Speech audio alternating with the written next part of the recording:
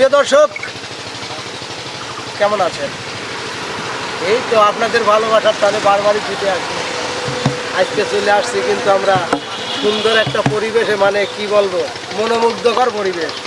আর আজকে কিন্তু দাঁড়িয়েছি মানে পুরাতনের সাথে নতুন প্রতিভা নিয়ে।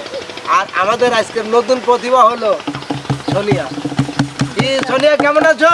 আলহামদুলিল্লাহ ভালো আছি। আপনি ভালো আছেন? আলহামদুলিল্লাহ, আমি ভালো আছি। শোনো, আমরা নিজেরা তো ভালো থাকলে হবে না, দর্শকদেরকে ভালো রাখতে হবে। তাহলে কি করতে হবে? ভালো বিনোদন দিতে হবে। ঠিক আছে, তো ধরো কি গান শোনাইবা? ধরো।